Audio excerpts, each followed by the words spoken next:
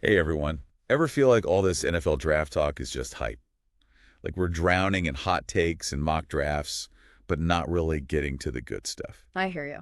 Well, get ready, because in this deep dive, we're going deep. Yeah, we are. We're going to break down a draft strategy so bold, so radical for the Las Vegas Raiders Mm-hmm. that it might just be brilliant or absolutely bonkers. I like it. And you get to decide. We're talking about why some analysts think the Raiders should draft quarterback Shedeur Sanders Okay. and his entire receiving core straight out of Colorado. Now, Whoa, hold I on. know it sounds crazy, right? But the Raiders need a spark on offense. Bad. Yeah, they're struggling. And this just might be the way to do it. This is fascinating. I mean, you're talking about a complete offensive overhaul built on existing chemistry. Right. It's wild. It really is. Think about the potential impact on the draft if this works. We could see teams trying to draft entire offensive units. Imagine that. It'd be like a mini free agency within the draft. All right, let's break it down. Shedeur Sanders, coming off a phenomenal season at Colorado. Phenomenal. Yeah. 4,134 passing yards, 37 touchdowns. Those are big numbers. And get this, a completion rate of 74%.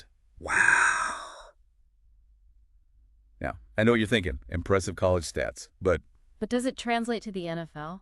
exactly. It's the big question, right? And to be fair, college dominance doesn't always mean NFL success. For sure. But that 74% completion rate, that tells you something. Yeah, what's it tell you? It tells you Sanders is accurate, makes good decisions, even under pressure. And that's huge. Oh yeah, in the NFL, that's gold.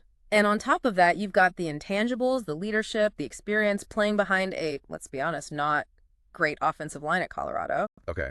And of course, you can't forget that Sanders pedigree. Right, that's huge. So you're saying he's got the talent, but also that mental toughness to succeed in the NFL. But the whole draft, his entire receiving core thing, Yeah. I mean, come on. Yeah, that's the part that's a little out there. It's It's wild, but think about it from a rookie quarterback's perspective. You come into the NFL, everything's new. totally new playbook, new teammates, Yeah. defenses are faster, more complex. It's overwhelming. Totally. But what if you had those familiar faces with you right from day one? So you're talking about chemistry, that built-in support system? Exactly. The Raiders wouldn't just be drafting talent, they'd be drafting a ready-made unit. They'd be Okay, let's meet this potential supporting cast.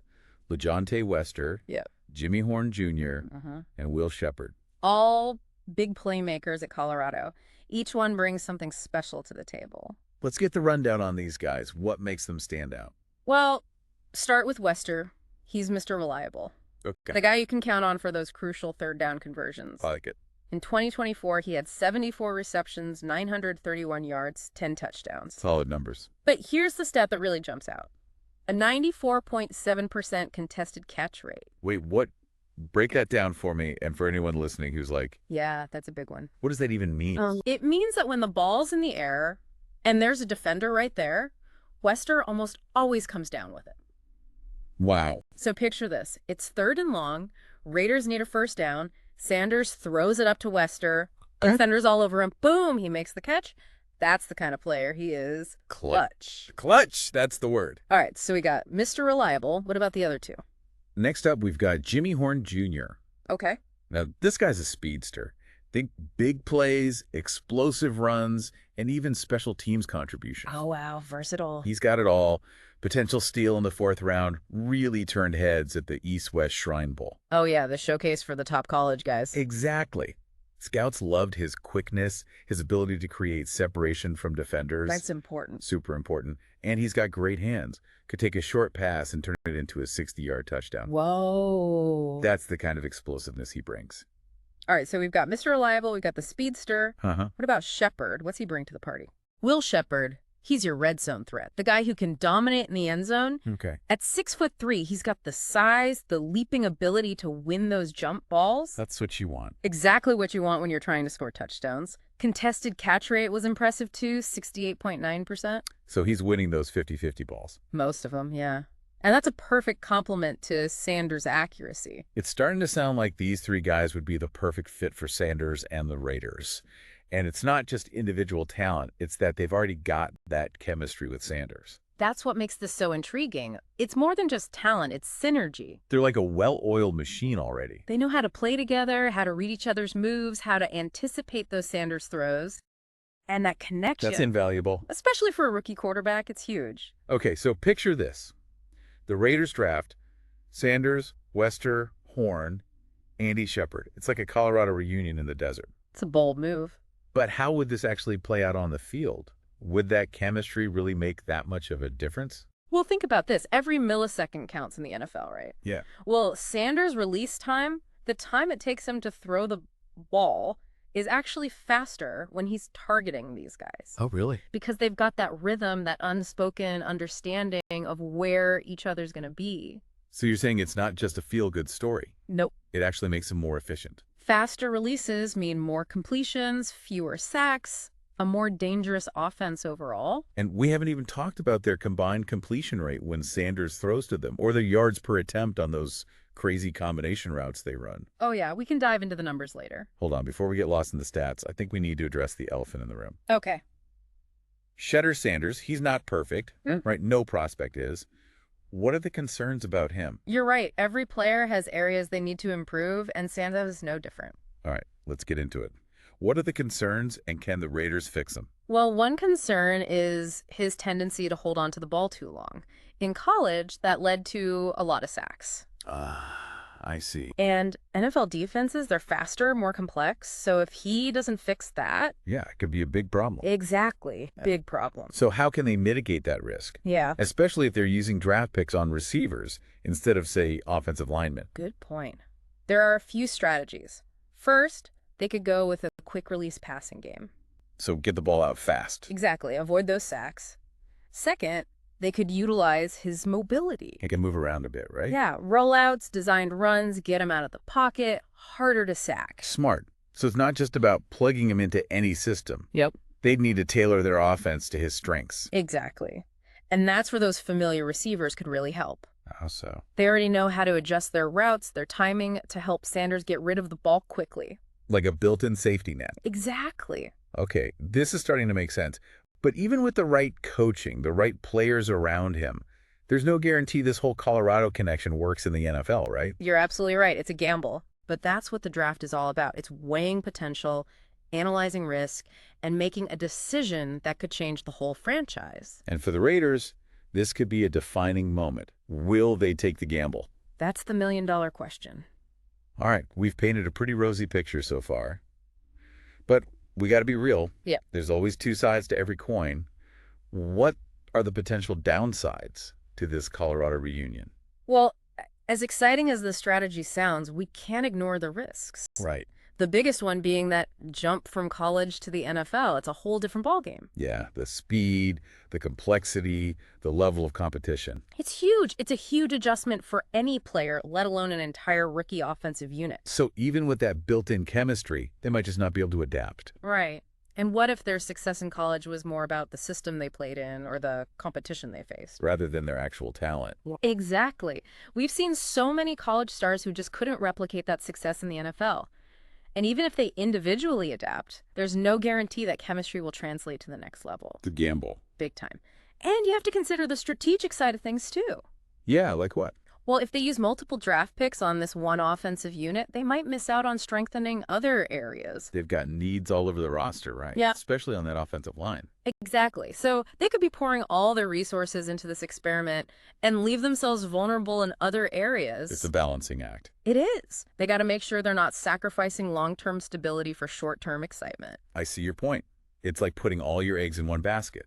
But what if those eggs hatch into a championship caliber offense? Well, then you're looking at something special. Raider Nation would go wild. Absolutely. Think about the energy this would bring to Las Vegas. A young, exciting offense led by the son of an NFL legend. That's a marketing dream. It really is. But beyond the hype... Let's talk numbers. Okay, let's get down to brass tacks. What kind of production could we realistically expect, say, 3 years down the line? So 2026. 2026. It's always tough to predict with rookies, but based on their talent, their potential, we can paint a picture of what a successful outcome might look like. I like it. All right, let's start with Sanders. A realistic ceiling for him in 2026 could be around 4,000 passing yards, 28 touchdowns.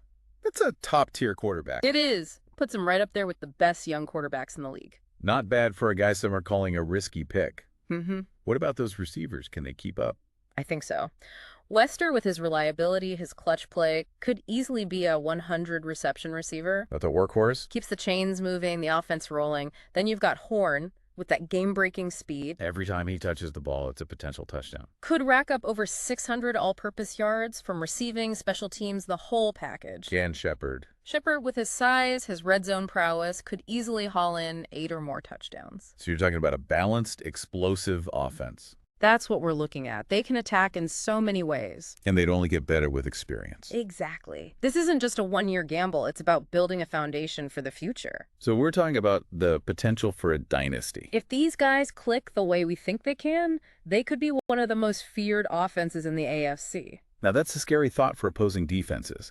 But let's not get ahead of ourselves. Right. This is all potential, not guaranteed. Absolutely. We're projecting based on their talent, but the NFL is unpredictable. Injuries, coaching changes, you never know. It could all go wrong. It could. It's crucial to remember this is just one possible scenario. Right, we got to keep things in perspective. There are other quarterbacks in this draft class. Oh yeah, lots of talent out there. Maybe the Raiders go with someone else entirely. Or maybe they focus on building up their defense. It's all on the table. So this deep dive, it's not just about this one strategy, this Colorado connection. It's about getting people thinking about the draft process as a whole. Exactly. How do teams evaluate talent? How do they balance risk and reward? How do they build a championship roster? These are the questions that GMs deal with every year. And for the Raiders, those questions are especially important this year. They're at a crossroads. And this draft could determine their direction for years to come. So as we wrap up our analysis of this Colorado strategy, the big question remains, is it genius or madness? What do you think? I think it's a bit of both. It's bold, it's risky, but the potential payoff is huge. I agree. And ultimately, it's up to the Raiders to decide if they're willing to roll the dice. But before we get to that decision, we need to widen our lens a little bit. Okay. We've been focused on this one intriguing scenario, Yeah. but there are other quarterbacks in this draft class who could also be a great fit for the Raiders. That's right. We need to compare Shedeur Sanders to those other top prospects, see how he stacks up. Only then can we really assess the risks and rewards of this Colorado connection. Okay, so we've laid out the case for Shedeur Sanders. Right. But now we need to stack him up against the other top quarterback prospects in this draft class. That's right. We're talking about guys like Caleb Williams from USC. The Heisman winner. Exactly. And Drake May from North Carolina. Quinn Ewers from Texas. These are the guys who are generating the most buzz in NFL circles. Okay, so we've got the Heisman Trophy winner, the strong-arm gunslinger, and the prototypical pocket passer. It's a loaded class for sure. It is. So where does Sanders fit in? How does he measure up to these elite prospects? Well, let's start with what we know Sanders excels at, accuracy.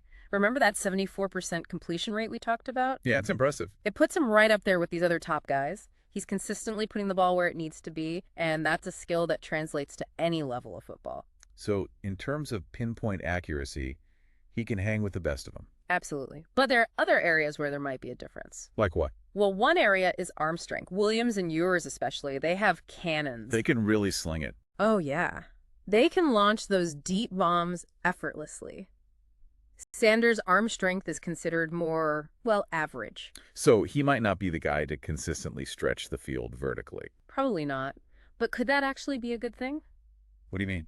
Well, you don't need a rocket arm to be successful in the NFL if you have other strength.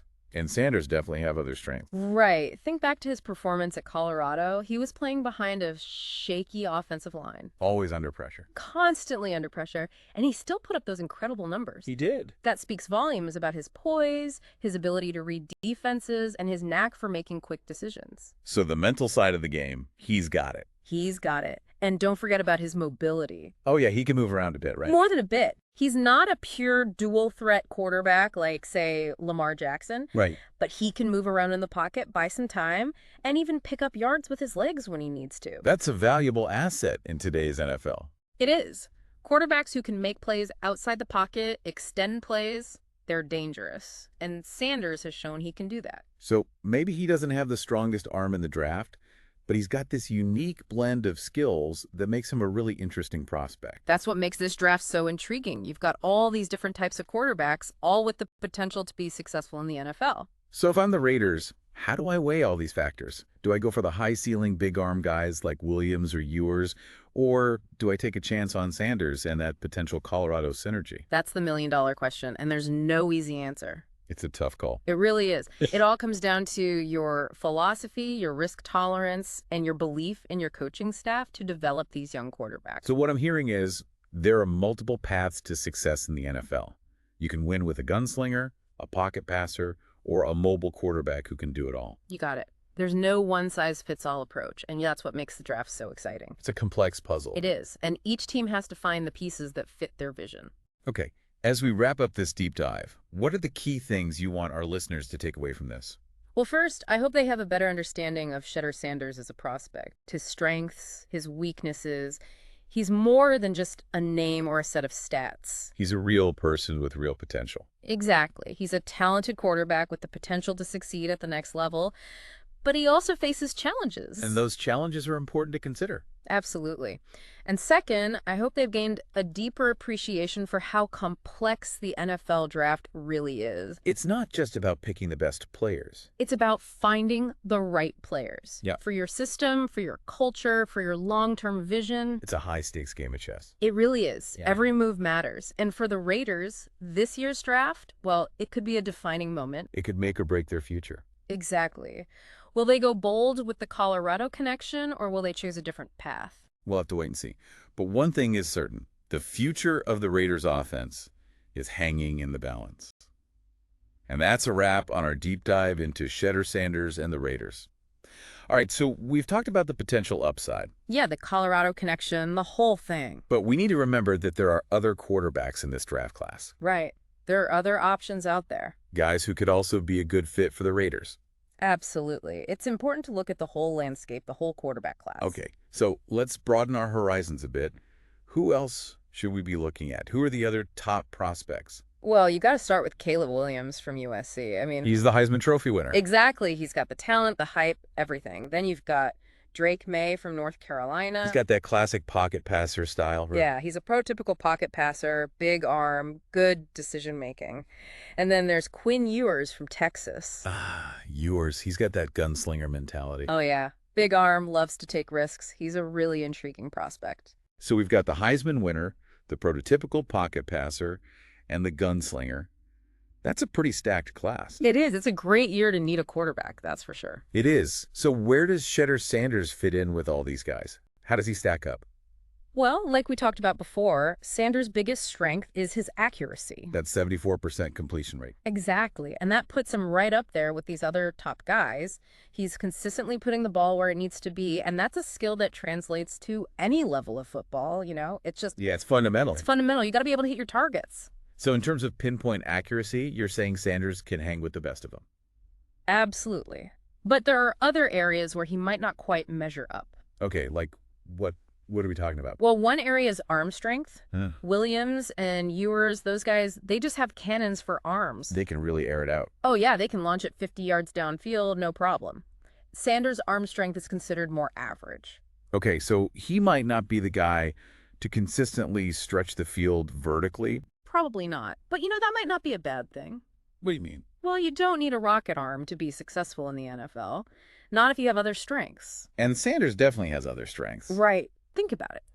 At Colorado, he was playing behind a pretty bad offensive line. He was under pressure a lot. All the time. And he still put up those impressive numbers. He didn't let the pressure get to him. So he's got that mental toughness, the ability to make quick decisions under pressure. Exactly. And you can't teach that. And then there's his mobility.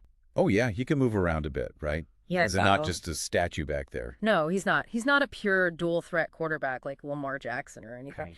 But he can extend plays. He can buy time in the pocket. He can even pick up yards with his legs if he needs to. And that's a valuable skill to have in today's NFL. It is. Quarterbacks who can make plays outside the pocket, they're just so dangerous.